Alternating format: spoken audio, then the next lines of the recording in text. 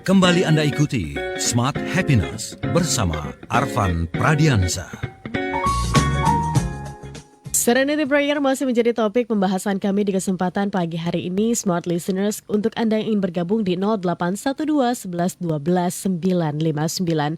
Dan saya Tasya Rustama masih bersama dengan Motivator Nasional Leadership and Happiness Pak Arvan Pradiansyah. Pak Arvan, mungkin boleh diterangkan kepada kami begitu ya, efek nyata yang akan mungkin kita rasakan begitu ya, selain adanya penerimaan, adanya mindset dan juga clarity yang kita hadapi. Apa yang kita akan alami, manifestasi dari perlakuan yang mungkin akan kita jalani gitu Pak Arvan, silakan. Terima kasih banyak Tasya, ini pertanyaan yang bagus ya. Jadi kalau kita menghayati Serenity Prayer itu, kita tidak akan salfok gitu, Oke. nggak akan salah fokus. Karena seringkali itu kita fokus pada sesuatu yang uncontrollable itu. Udah tahu itu nggak bisa diubah, udah tahu itu hak prerogatif Tuhan. Kita masih fokus ke situ terus. Dan pertanyaan kita adalah coba kalau begini, coba kalau begitu gitu. Itu kan menunjukkan bahwa kita salah fokus. Itu kan sudah merupakan ketentuan Tuhan, udah final. Bahkan sudah berlalu gitu. Peristiwa-peristiwa yang sudah berlalu dalam kehidupan kita. Ya termasuk yang saya alami kan, istri saya sudah berpulang 3 bulan sejauh ini ya. Tapi seringkali itu masih ada pertanyaan-pertanyaan itu. Fokusnya masih kepada coba kalau begini, coba kalau begitu. Ya akhirnya karena fokus ke situ jadi stuck gitu. Jadi stuck gitu ya. Mengingat itu sangat penting, mengenang itu sangat penting. Dan seperti yang pernah kita bahas juga dalam talkshow kita, duka itu kan sebetulnya adalah cinta sebetulnya. Duka itu adalah cinta yang tidak nggak ada alamatnya gitu ya. Tetapi ketika itu menjadi sebuah fokus, itu akan membuat kehidupan kita jadi stuck gitu. Karena kita fokus pada hal-hal yang nggak bisa kita ubah. Karena kita minta keberanian bahkan sama Tuhan untuk mengubah hal-hal yang kita nggak bisa ubah gitu. Jadi fokusnya bukan ke uncontrollable mestinya, tapi fokusnya adalah kepada yang controllable. Apa itu yang controllable? Hal-hal yang bisa kita ubah. Apa hal-hal yang masih bisa kita ubah dalam hidup ini? Pikiran kita bisa ubah. Perilaku kita, kata-kata kita, kehidupan kita, gitu. Kita masih bisa ubah gitu. Fokus kepada hal yang bisa kita ubah. Jangan salfok. Jangan salah fokus. Nah, dengan adanya Serenity Prayer itu meluruskan fokus kita gitu, bahwa ya fokuslah pada hal-hal yang bisa kamu ubah dalam hidup ini. Jangan bolak-balik memikirkan masa lalu, fokus pada masa lalu gitu. Tapi mari kita berfokus pada masa kini untuk menciptakan masa depan yang lebih baik. Nah, untuk itu kita harus berdoa sama Tuhan, minta apa? Itu juga nggak mudah. Minta apa? Minta keberanian tadi. Ya Tuhan, berikan aku keberanian untuk mengubah apa yang bisa aku ubah, apa yang ada dalam genggamanku, yang controllable. Tapi ya Tuhan, berikan aku ketenangan, ketentraman, kedamaian dalam hatiku, lapang dada gitu ya, untuk menerima apa yang aku nggak bisa apa-apain gitu. Nah itu, jadi memang pergulatan manusia dalam hidup itu kan sebetulnya adalah antara dua hal ini kan. Pergulatan setiap manusia ya dalam kehidupan ini selalu antara dua hal ini. Menerima yang nggak bisa diapa-apain, ya kemudian mengubah hal-hal yang dia bisa ubah. Nah kalau kita salah fokus, kita jadi terbalik. Kita ingin mengubah hal-hal yang nggak bisa diapa-apain. Dan kita menerima hal-hal yang sebetulnya masih bisa kita apa-apain. Kita malah menerima. Nah karena itu di dalam Serenity Prayer itu yang paling penting adalah yang ketiga tadi. Ya Tuhan, berikan kepadaku wisdom untuk mengetahui perbedaannya. Untuk mengetahui mana yang bisa aku ubah, mana yang nggak bisa aku ubah. Karena manusia membedakan dua hal itu aja kadang-kadang masih susah gitu. Itu Tasya. Baik, ini sering saya lihat begitu ya Pak Arvan, dan juga mungkin kita sering nonton begitu karena tontonan ataupun film itu kan salah satu contoh yang terjadi di masyarakat. Kadang begini Pak Arvan yang terjadi, belum sampai membedakan mana yang bisa dirubah dan mana yang tidak bisa dirubah, tapi sudah marah kepada orang, kepada makhluk Tuhan gitu yang mengontrol itu semua. Jadi kenapa justru kamu harus memperlakukan saya, membuat nasib saya begini, seperti itu kan. Akhirnya Betul. malah melenceng jauh. Ini bagaimana Pak Arvan? Belum sampai di Serenity Prayer nih. Ini masih jauh sekali menariknya Pak Arvan. Silakan. Ya saya aja begitu. Saya aja begitu kan. Maksudnya masih ada denial, anger gitu kan masih ada Hmm. gitu. Tapi ini kan sebuah proses ya. Kan kalau yang namanya grieving itu, kalau kalau bicara grieving misalnya dalam psikologi, Elizabeth Kubler-Ross dia kan mengatakan grieving itu ada 5 prosesnya. Kan mulai dari denial, kemudian anger, marah, kemudian bargaining gitu. Coba kalau begini, coba kalau begitu gitu. Seandainya saja gitu ya. Kemudian baru masuk eh, putus asa gitu apa namanya, depresi ya, Depresi. kemudian baru yang terakhir acceptance gitu. Jadi emang prosesnya kan panjang ya. Tapi em, ketika kita memahami serenity prayer itu memberikan sebuah clarity buat kita gitu. Jadi tahu loh, oh iya ya nggak apa-apa kamu berduka nggak apa-apa. Tapi kamu harus tahu itu sesuatu yang merupakan hak prerogatif Tuhan. Jadi itu nggak bisa diapa-apain, itu kamu nggak bisa ubah. Kamu itu cuma makhluk yang tidak berdaya, makhluk yang powerless, yang tidak ada apa-apanya dibandingkan dengan kekuatan Tuhan. Ya sudah, terima saja, ikuti saja takdir Tuhan, jalani saja. Tugasmu adalah menjalani takdir yang sudah diberikan Tuhan kepadamu. Kan Tuhan itu maha pengasih, maha penyayang gitu. Ikuti aja deh. Mungkin kamu nggak tahu ada hikmah di balik semua ini. Udah, Van, ikuti aja. Kan kira-kira gitu. Nah, ketika kita memahami serenity prayer itu menjadi semakin kuat gitu. Yang diminta itu ketenangan, kedamaian. Yang harus diupayakan itu adalah itu gitu. Tapi seringkali karena saya masih berduka, seringkali gagal fokus gitu. Fokusnya malah minta keberanian. Aku bisa kok sebenarnya. Ya udah, itu kan udah terjadi gitu. Gitu ya. Jadi ada sebuah garis batas yang sangat tegas di dunia ini mengenai apa yang controllable, apa yang uncontrollable. Gitu. Itu yang berusaha dijernihkan dengan yang namanya serenity prayer itu gitu. Dan ini berlaku untuk semua ajaran agama ya. Sangat universal gitu. Jadi makanya saya tidak mengatakan ini sesuatu yang religius. Kalau yang religius Anda temukan dalam ajaran agama Anda masing-masing gitu. Semua agama itu penuh dengan doa-doa yang indah gitu kepada Tuhan gitu. Tetapi yang ingin kita bahas ini adalah sesuatu yang spiritual yang bisa menyangkut berkaitan dengan segala doa yang kita sebutkan itu, segala doa itu sebetulnya sumbernya ada di sini. Segala doa yang kita minta itu kan, saya minta supaya lulus misal gitu ya. Saya minta lulus ujian kan misal begitu. Ya Tuhan berikan aku ketenangan. Jangan ketenangan. Untuk lulus ujian itu kamu harus berusaha. Itu sesuatu yang bisa kamu ubah. Salah kalau kamu minta ketenangan. Yang kamu minta adalah keberanian untuk belajar gitu. Jangan minta ketenangan. Jadi seringkali kita salah. Salah kenapa? Karena kita nggak tahu mana yang controllable, nggak tahu mana yang uncontrollable gitu. Itu Tasya. Baik, Pak Arfan, gimana kita bisa tahu? Ini kan akhirnya adalah kita bisa tentram dan juga apa ya, menerima apa yang Tuhan berikan, tapi juga bisa berusaha dengan apa yang Tuhan takdirkan kepada kita agar bisa kita rubah. Namun saya mau fokus di dampak tentramnya.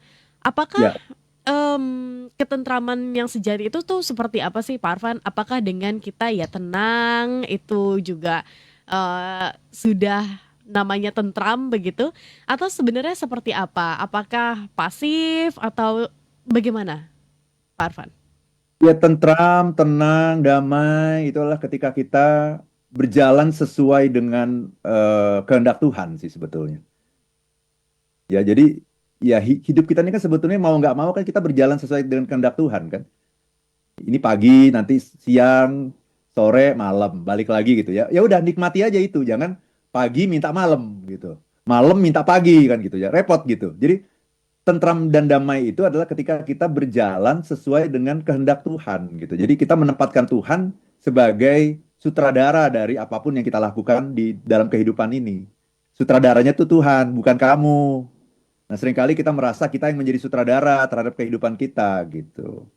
Tapi dengan mengatakan seperti itu juga kita harus tahu ada hal-hal yang memang kita sutradaranya gitu. Jadi Tuhan itu sutradara besar gitulah. Tuhan itu sutradara besar, kamu sutradara kecil. Nah, karena kalau kita mengatakan Tuhan itu hanya Tuhan sutradaranya dalam kehidupan ini, akhirnya kita nggak ngapa-ngapain. Bahkan kita tidak mengubah apa yang sesungguhnya bisa kita ubah. Kenapa? Karena kita menganggap ya ini kan semua kehendak Tuhan. Nah, itu juga salah. Jadi yang lebih benar menurut saya adalah sutradara dalam kehidupan kita ini ada dua. Sutradara yang besar itu Tuhan namanya. Sutradara kecilnya kita gitu. Nah, kita sebagai sutradara kecil, kita bisa mengubah hal-hal yang bisa kita ubah, tetapi kita harus tahu kita punya keterbatasan.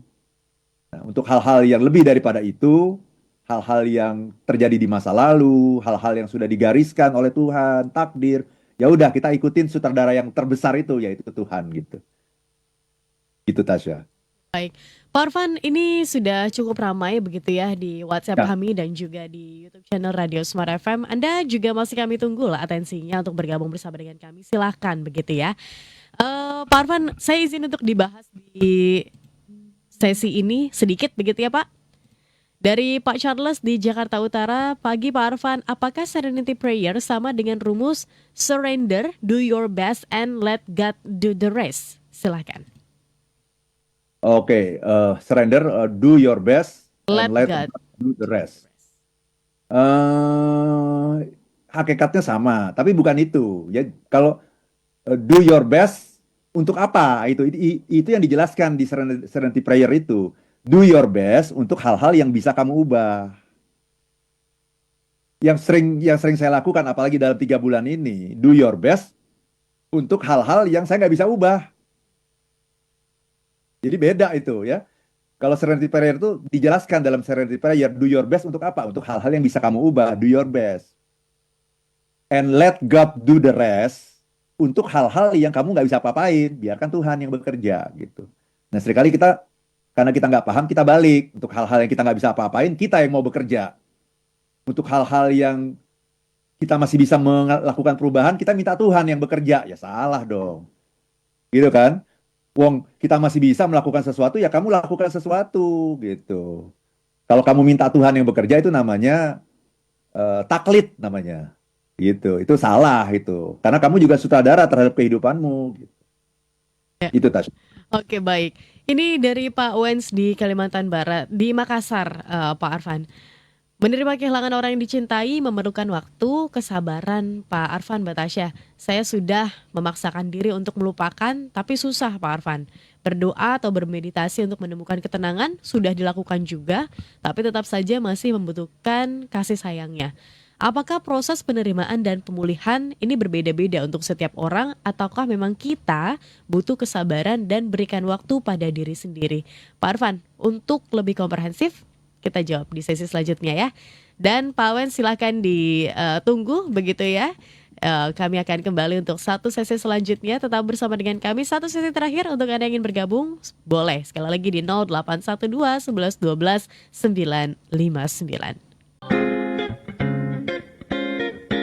Kembali Anda ikuti Smart Happiness bersama Arfan Pradiansa. Anda masih bersama kami Smart Listeners dalam program Smart Happiness, masih membahas seputar topik Serenity Prayer. Anda yang bergabung sekali lagi kami undang di 0812 11 12 959 atau di YouTube channel Radio Smart FM. Saya Tasya Rustama masih bersama dengan Motivator National Leadership and Happiness. Pak Arfan, mungkin sebelum kita jawab begitu ya, izin di penghujung tahun 2024 ini kira-kira di 2025 apa sih agendanya Pak Arfan yang bisa juga dilakukan untuk kita yang mungkin mau ikut gitu ya, kan workshopnya Pak Arfan banyak sekali nih, mungkin ini masih ada waktu untuk menyusun jadwal dan lain-lain. Silakan Pak Arfan. Terima kasih banyak Tasya ya.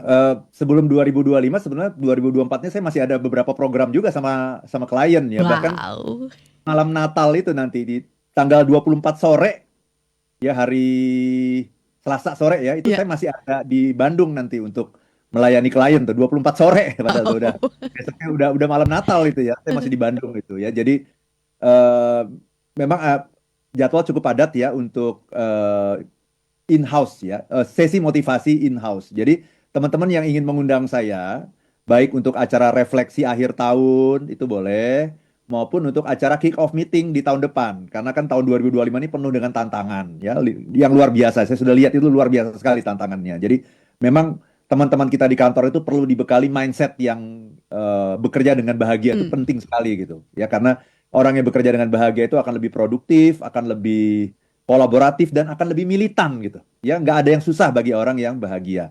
Nah, silakan teman-teman yang ingin mengundang saya ke perusahaan Anda masing-masing.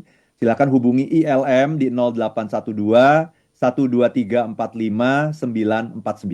0812 12345 949. Dan nanti kita akan ngobrol gitu. Jadi kayak talk show gitu. Jadi ngobrol bebas gitu. Jadi jangan bayangkan saya akan berkhotbah gitu di depan teman-teman, ceramah itu enggak.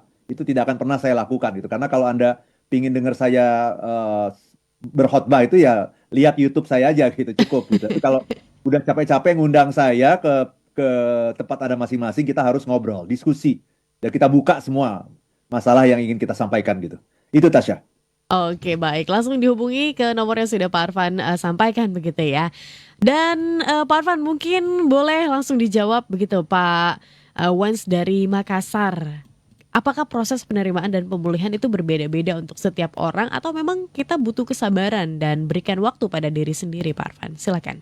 Betul, yang namanya grieving itu prosesnya panjang. Ya, grieving itu panjang. Karena duka itu sesungguhnya adalah cinta. Cinta yang nggak tahu alamatnya kemana, itu namanya duka. Jadi prosesnya panjang dan bisa berbeda-beda untuk setiap orang gitu ya.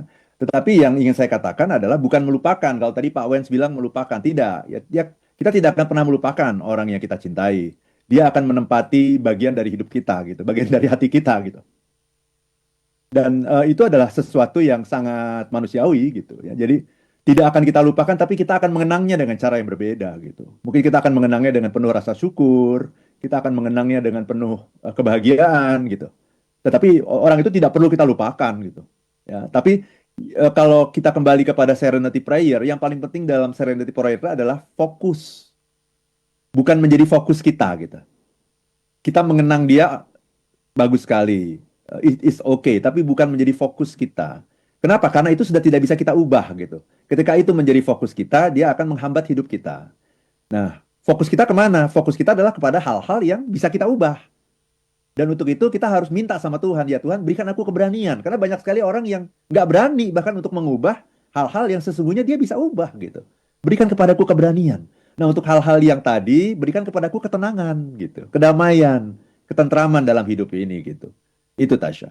Baik, oke. Semoga menjawab Bapak Wens di Makassar.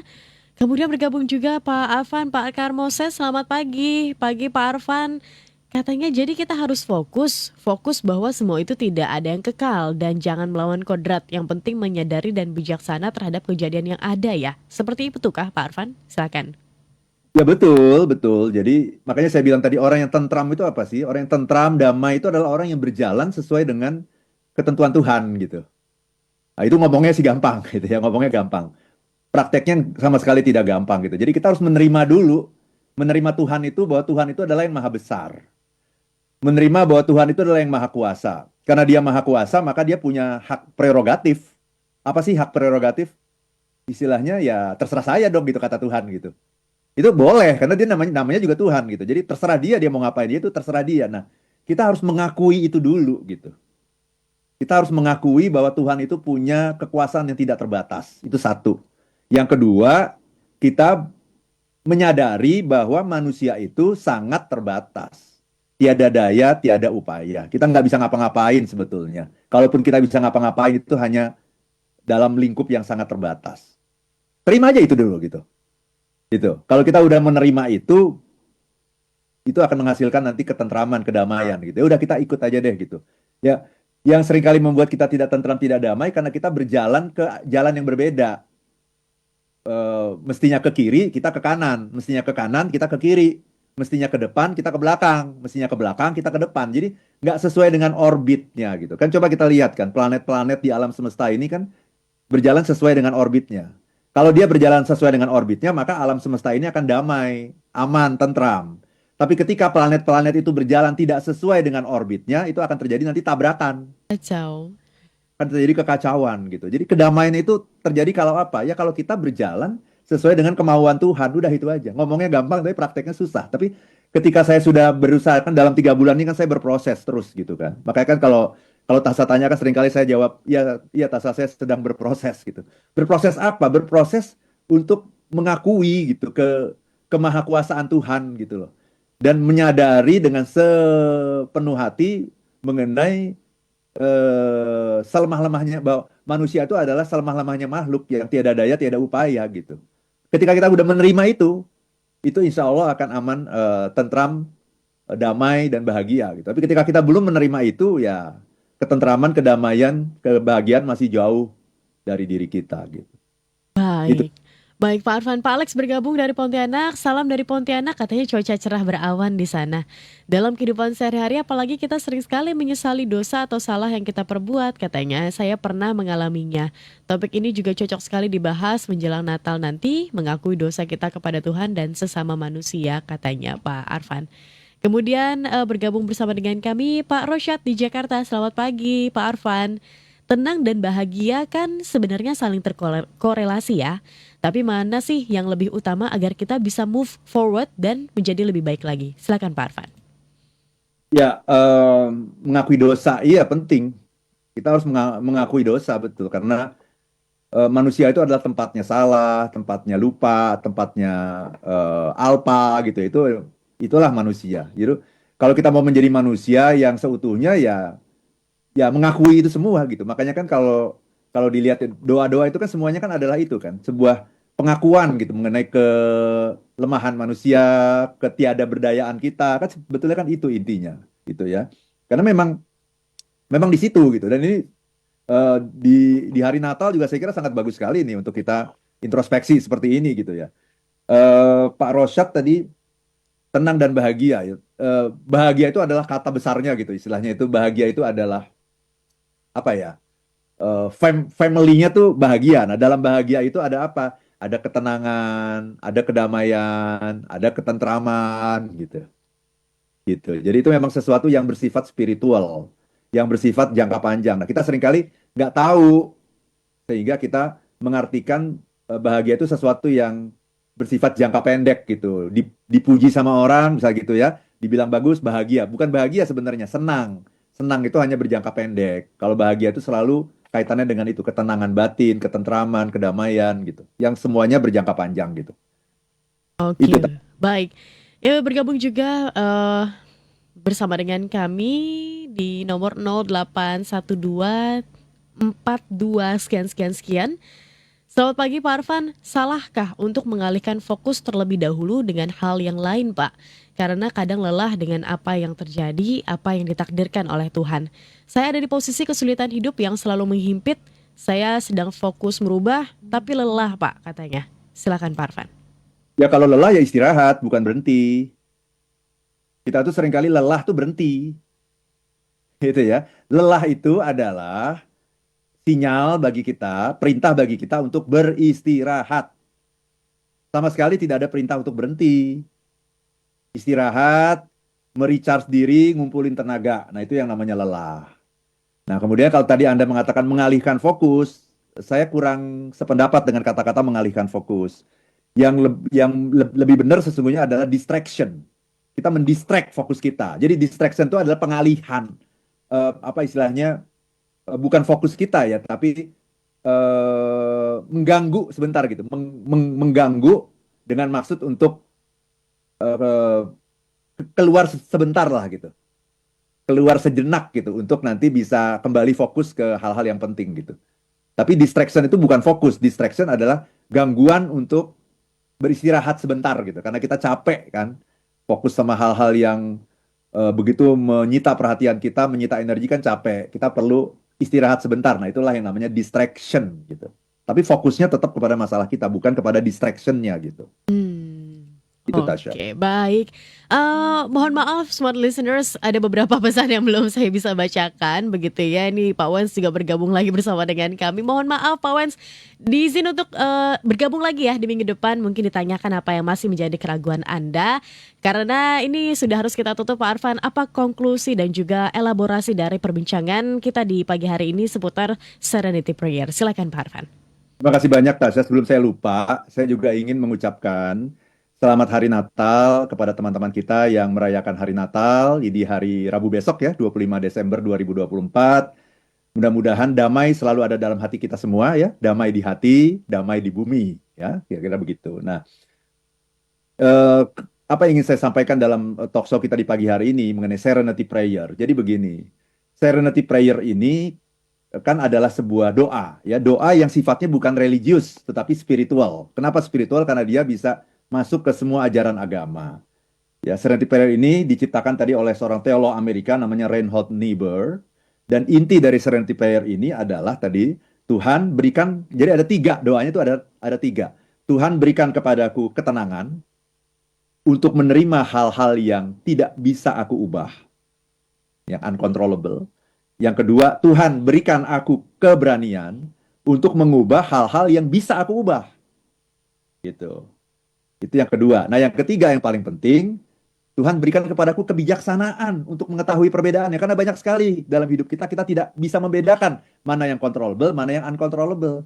Yang controllable, kita minta diberikan ketenangan, yang nggak akan ngapa-ngapain. Yang uncontrollable, kita minta diberikan keberanian untuk mengubah. Ya, kita frustrasi karena kita melawan kodrat Tuhan. Gitu. Jadi, doa ini penting sekali. Dan sesungguhnya, Tasya, Serenity Prayer itu bukan hanya doa, tetapi dia adalah prinsip hidup. Ya, prinsip hidup yang akan membantu orang untuk menghadapi dunia yang tidak sempurna gitu. Tapi kita menghadapi dunia tidak sempurna ini dengan cara apa? Dengan cara yang damai, bijaksana, dan bermakna. Nah, itulah yang akan menghasilkan kebahagiaan dalam hidup kita. Baik, terima kasih Pak Arfan. Ini juga semoga bisa menjadi masukan ya untuk mungkin smart listeners yang sekarang menjalani lagi menyusun target-target di 2025, tapi juga lagi evaluasi ini di 2024 apa ya yang udah terjadi di hidup saya. Semoga bisa bermakna dan menginspirasi Anda. Kita mungkin akan ketemu lagi minggu depan ya Pak Arfan, masih ada waktu. Iya, sebelum nanti kita berganti tahun di 2025. Dan kita harus akhiri. Terima kasih sekali lagi Pak Arfan dan smart listeners, terima kasih untuk Anda yang sudah bergabung bersama dengan kami. Akhir kata, saya Tasya Rustama. Dan saya Arfan Pradiansyah. If you wanna be happy, Be happy now.